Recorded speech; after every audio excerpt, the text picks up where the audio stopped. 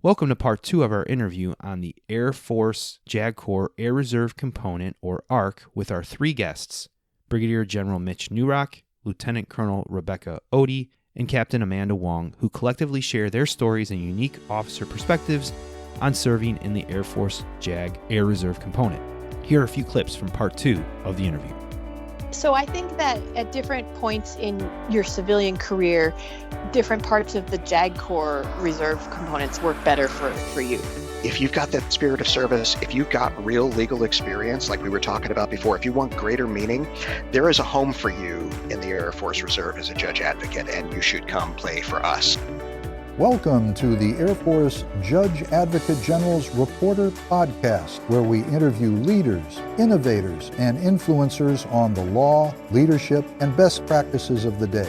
And now to your host from the Air Force Judge Advocate General School.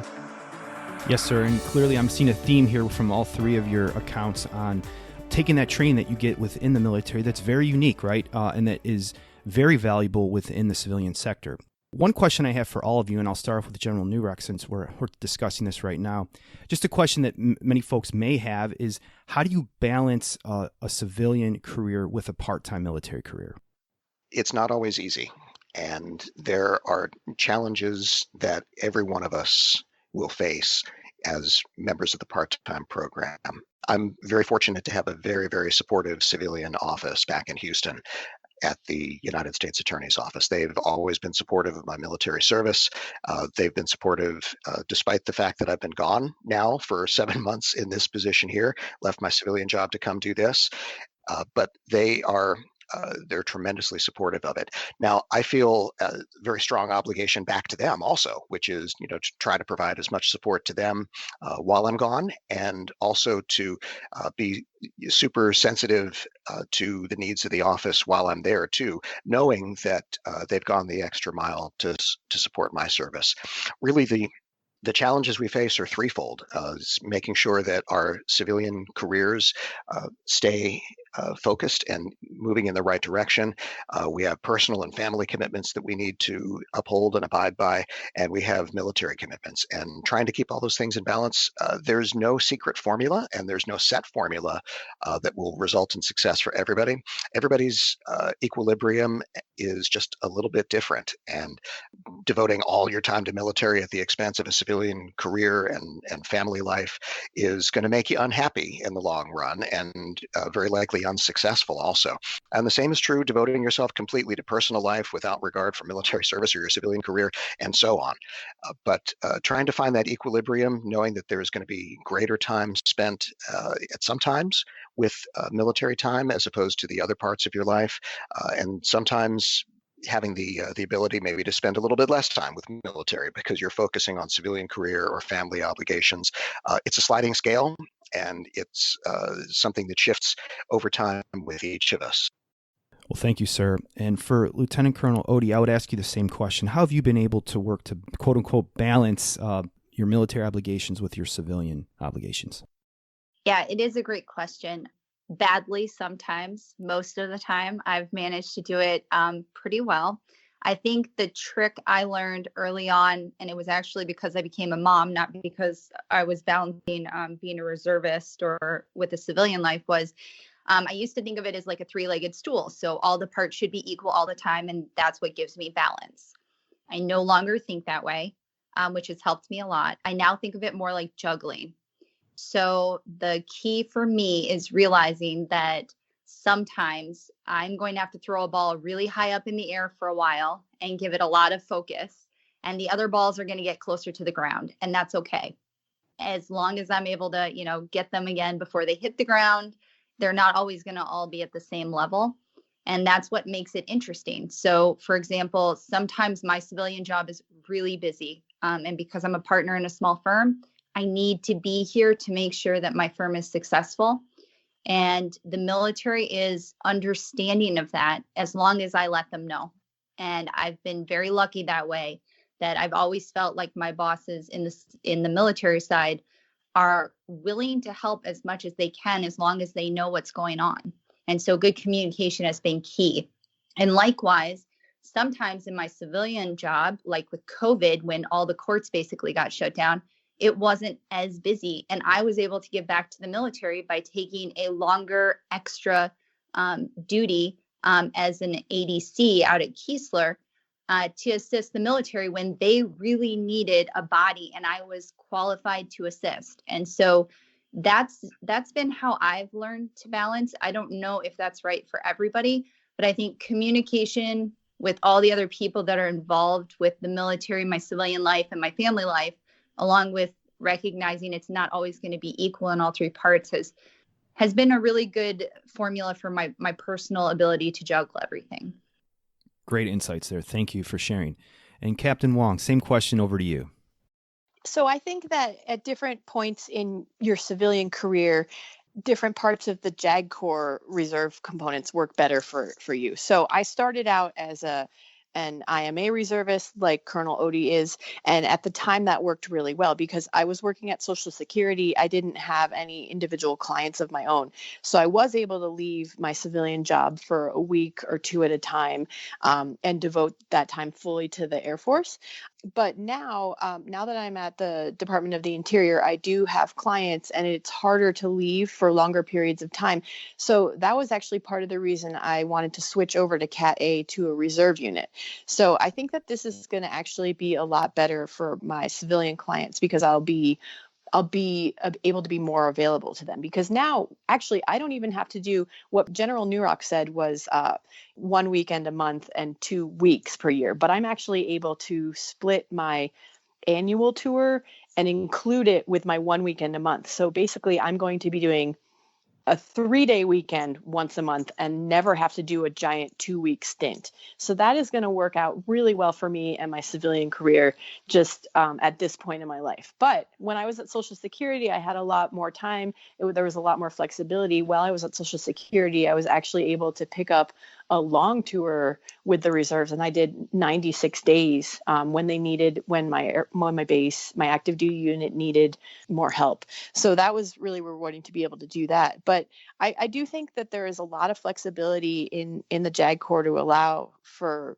whatever sort of demands are on you for your civilian life. Also, when I was a IMA reservist, I was able to be stationed at bases that were close to my house. So I was able to drive there. It was really easy to get there and back. I also didn't have to go that frequently. So it was really easy to only go a few times a year and then not have to. It's like exactly what Colonel Otey was saying with the juggling of the balls. And with the IMA program, you really can focus on your reserve career for a little while and then not have to think about it for maybe 9 months. Just depending on when you do your tours. And when I was an IMA reservist, I usually did 1 week in December, 1 week in March, and 2 weeks in July. And that was it. That was all I had to do for the whole year. So now as a Cat A reservist, I am going once a month, but it's just once a month for a weekend. And so that's actually much less of an impact on my family life as well, because I'm not gone for those long extended periods of time. So it's much shorter. It's more frequent, but it's shorter. Oh, go ahead. No, I was just going to say that's a terrific example of the flexibility we have in our program. First of all, the ability to do the extended weekend with the traditional reserve unit, but also the mobility between parts of the program, right? Because depending on what your life circumstances are like, you don't just come into our program and you're stuck in one part of our program. You can flow between back and forth between programs depending on your civilian life, your civilian career and your personal and family needs to move back and forth to different parts of the program to help you serve in the most meaningful way possible. Yes. And I think that I'm hoping that in the future, at some point, I get assigned to one of those overseas bases, because I think that would be really great. But again, that would be the longer periods of time, but only a few times per year.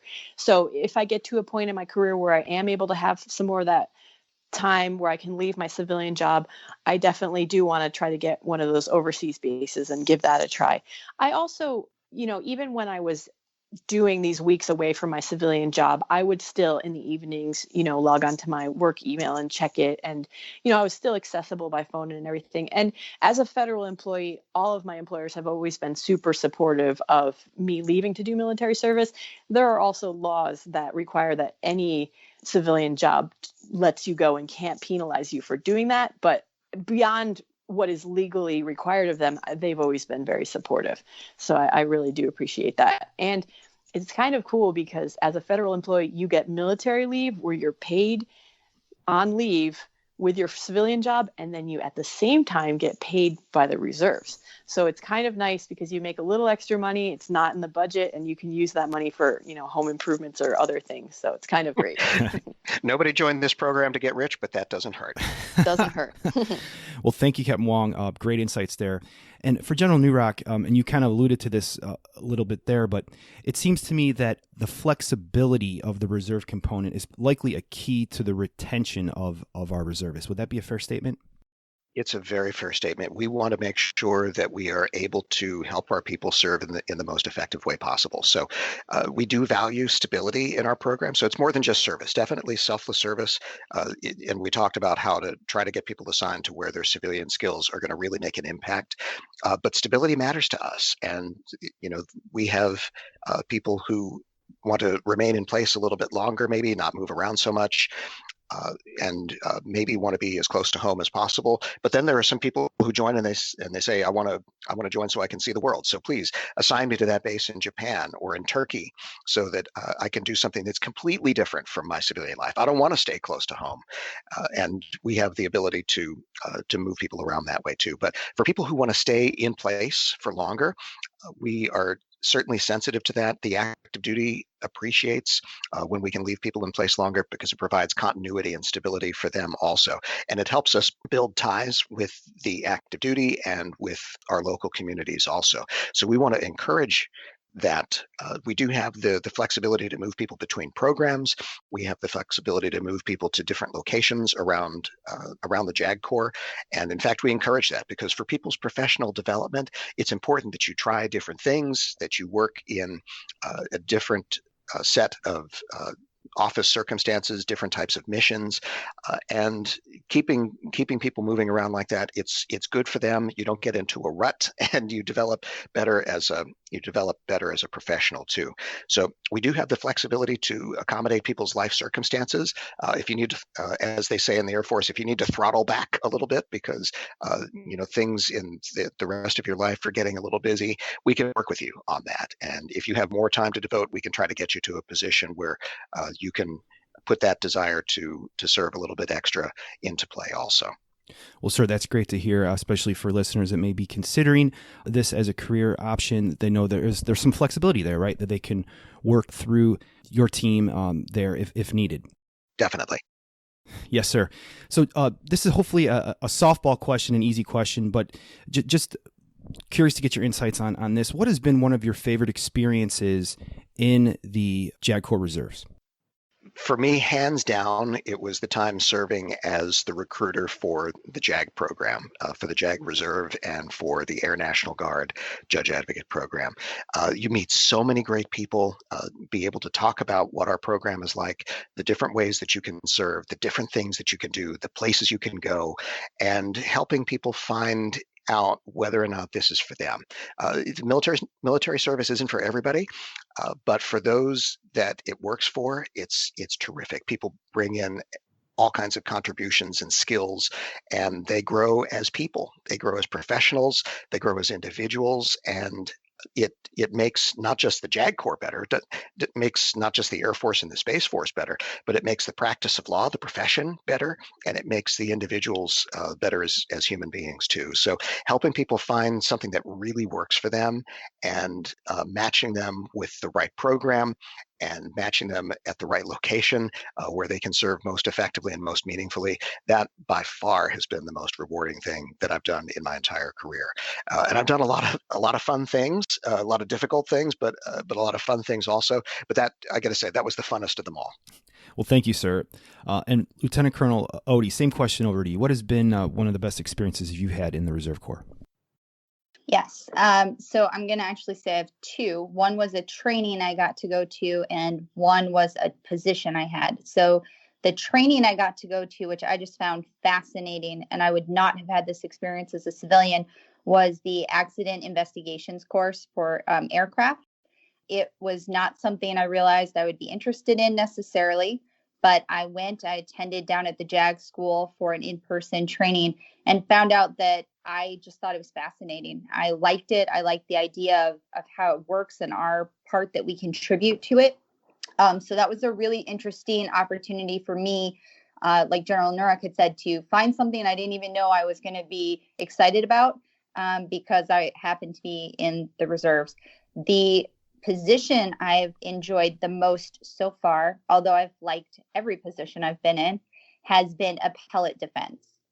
It was on my bucket list back when I was active duty. I still got to go and be a part of that team as a reservist. And it is just an amazing mission. It's an amazing group of people. They are intelligent, they are thoughtful, they are committed. And it's just one of the best teaming environments you can possibly be in. Everybody in that office is just supporting you and all for everything that you're trying to do. And it's unlike anything else I've gotten to be a part of. And I would go back in a heartbeat. Well, thank you for sharing, ma'am. And over to you, Captain Wang. For me, because I've never been active duty, my favorite experiences as a JAG have been experiences that make me feel like I'm really in the Air Force. And I love wearing the uniform. I love, doing legal assistance and helping other military members. But for me, I've had the opportunity to race in the Air Force marathon in uniform as a military member, and that has been really rewarding. There's something called the MAGCOM Challenge. They changed the name just recently to the Air and Space Challenge, but what it is the different major commands of the Air Force and the Space Force compete against each other at the Air Force Marathon for bragging rights about which command is the best. And I actually raced once for AFSOC when I was at Cannon Air Force Base. So I raced with an active duty MAGCOM, which is AFSOC is Special Operations Command. And then I also raced for the Air Force Reserve Command once. And that was really cool, too, getting to represent the reserves. I also represented just myself as a military member in the Bataan Memorial Death March, which is held at White Sands missile range. And so that wasn't actually an Air Force event, but I competed in uniform, wearing my full Air Force uniform. It was a full trail marathon. And I was just really proud to be wearing that uniform. And people were like, yay, go Air Force. And that made me really proud. They also wanted us to bring a coin from our unit to leave at the Bataan Memorial Death March, and they made a collection. And so this was when I was at Cannon Air Force Base, and I have a JAG Commando coin for special operations, and I was able to leave that at the missile range, and that just made me feel like really part of the military, part of the JAG Corps, part of AFSOC at the time. So that was really great. Well, thanks for highlighting that, Captain Wang. I think it's definitely imperative to remember that we are, when you serve, you're an officer and a lawyer at the same time. So having that operational experiences are, for many people, are highlights to their career. So obviously we could talk on and on with this topic, but as we kind of move into our final few questions, for General Neurock, if folks have an interest in applying to the JAG Corps Reserves, how would they go about doing that? Well, there are a couple of ways. First of all is to find us on the web, and you can find us at afreserve.com/JAG, so AF Air Force, afreserve.com/JAG. Or we're also on Facebook, facebook.com/Air Force JAG. So you can find us on the web at either of those places, or you can call us at 703-697-2213, 703-697-2213. And there you can speak with a live human being who will talk all about our programs with you and answer all your questions and help you figure out what part of the program might be best for you. We have a team of people who are dedicated to our recruiting efforts for the Air Force Reserve, for the Air National Guard, and helping people find the way to serve that's going to be the most meaningful for them. So if you are selected, and if you've never served before, we would send you to initial training, teach you how to be an Air Force officer. All our training is done in Montgomery, Alabama, at a place called Maxwell Air Force Base. We'll send you there for 8 weeks to do officer training, and then if right after that, we'll send you for an additional 9 weeks for training on how to be a JAG. So that'll be JAG-specific legal training. So there is a time commitment if you've never served before. As you join our program, that first year, you're going to be kind of busy getting the officer training and getting the JAG training. But then after that, you're able to settle into that reserve schedule that Colonel Otey has and that Captain Wang have talked about.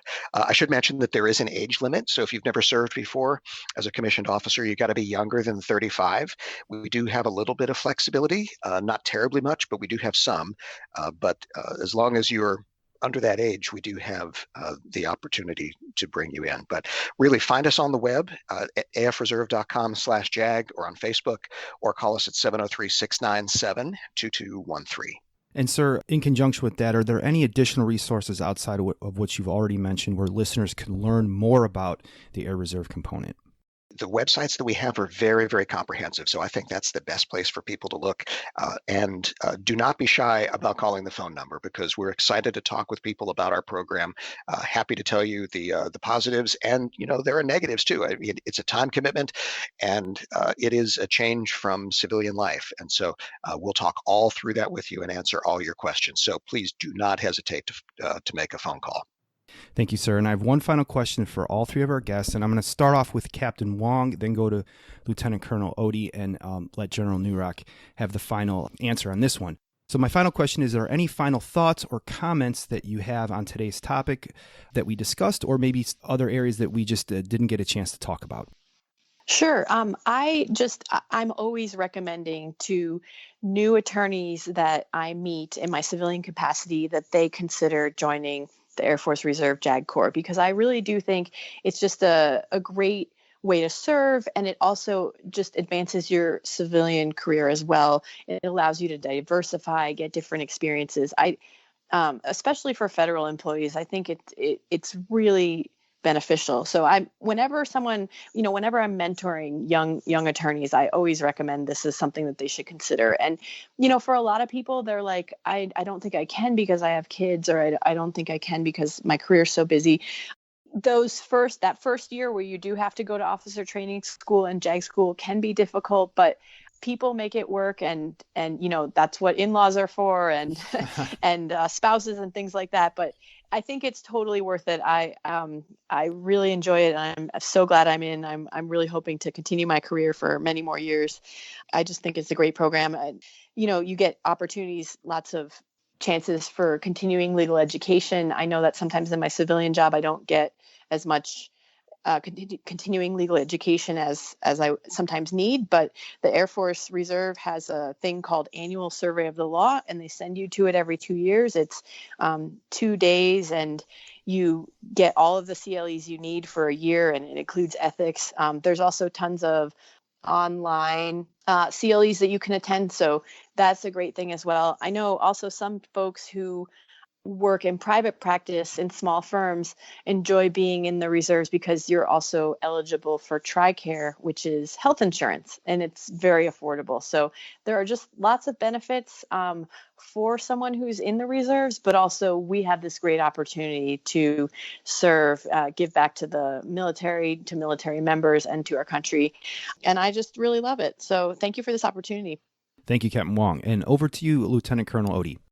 Yes, well, I agree with everything Captain Wang has said. I will say that another avenue that I've had people reach out to me through is even if you are done with your law school training already and you're out practicing, if you go back to your career counselors at your law school, a lot of them will connect you with an alumni who might be in the reserves or in the military already. And that might be a more personal connection if you're wanting to have a more private conversation, or if you just want to reach out to somebody that you already have a connection with to learn more about the reserves. And I know that I do that regularly for my law school, and I enjoy it. Even if they don't end up deciding to partake in the reserves, it's another person that I get a chance to meet and have a conversation with. And we both normally walk away, maintaining that connection that we've made. I will also say that I think that the military has a ton to offer anybody. And if you don't think you can do it, I promise you can. I have 2 amazing kids. I have a husband, like I said, that's in law enforcement, that his job is challenging also. And we've made it work. So it is doable. It is fascinating. It is fun. If you come with the right attitude, I guarantee there's plenty of things that will keep you coming back for more. And if you find out it's not the right fit, it's not an indefinite commitment. So you're not required to do 20 years just because you decide to come in and try it out for a while. We'd like you to stay, but if it doesn't end up being the right fit for you long term, I think it's still a great experience to have, even for 4 years or the time that you commit yourself to it. Well, thank you so much for those comments, ma'am. And Sir, General Neurock, over to you for final thoughts on today's discussion. You know, a lot of listeners to this program are active duty judge advocates now. And if you're an active duty JAG and you're listening to this, you know our program is great because we're talking about it all the time. And you've heard us talk about it all the time. So you know this program is good. It's a tremendous privilege to lead such a group of dedicated and terrific professionals. And so it's just an amazing group of people that we have, talented and dedicated and very, very highly skilled. So if you've got that spirit of service, though, and you've not been an active duty judge advocate before, if you've got real legal experience and you want greater meaning to your professional life, and to your entire life, honestly, it doesn't matter what civilian law specialty you're in. Virtually any civilian legal specialty has got some use in the JAG Corps, even stuff you might not think about so much. I mean, we don't do a lot of corporate mergers and acquisitions in the JAG Corps, but we do a lot of contract law, and we do a lot of very sophisticated negotiations and legal work that involves large-scale procurements. So even things that you think, well, I don't know if my skills can be applied here, I'll bet they can. And there is a world of opportunity in the JAG Corps as a reservist. So if you've got that spirit of service, if you've got real legal experience, like we were talking about before, if you want greater meaning, there is a home for you in the Air Force Reserve as a judge advocate, and you should come play for us because we would love to have you. So we value service, we value stability, we value community, and those ties that we have with the rest of the JAG Corps, with our local communities as citizen airmen, the ties that we have with our nation, with the rest of the Air Force, with the rest of the Space Force. All of those things bind us together and they make our service meaningful. So if you've got that desire to serve, look into being a reserve judge advocate, and I think you'll like what you see. We'd love to have you. Sir, thank you so much. I'm inspired just listening to you and all of the guests today. General Neurock, thank you for coming on. Lieutenant Colonel Otey, thank you as well. And Captain Wang, thank you as well for coming on today. Much appreciated for sharing your thoughts and insights to all the listeners. It's been a pleasure. It's been fun. Yes, thank you very much. Thank you for having us. That concludes our interview. Here are my 3 takeaways. The Air Force JAG Corps Reserve component is, number 1, a great opportunity to serve your country part-time. As Brigadier General Neurock said, it's about that search for meaning, to become part of a mission bigger than yourself, and the ability to enhance your personal and professional growth that you likely wouldn't otherwise have had the ability to do. And as stated in the interview, serving in the reserve component doesn't take the place of your civilian career, rather it complements it. You'll be able to remain a part of your local community and serve. Number 2, flexibility in service and practice. With respect to the service, the Air Reserve component is comprised of 2 main parts as discussed in our interview, which include the Air Force Reserves and the Air National Guard. The Air National Guard has the dual mission to both the federal government and its state, while the Reserves mimics active duty in support of the federal mission. Within the Reserves, there are 2 subcomponents, if you will, including the traditional Reserves and augmentees to active duty units. The main difference between these 2 subcomponents is when and how members serve. As Brigadier General Neurock mentioned, a traditional reserve member, like a traditional Air National Guard member, serves 1 drill weekend per month in their annual 2 weeks per year. And this is a great option for many folks and what Captain Wang is currently doing. It's good for people who are generally only available on the weekends. However, it could be a bit too rigid in schedule for some folks depending on their civilian schedule. The augmentee component serves 2 weeks per year plus an additional 12 days that can be scheduled based on the member and unit's availability.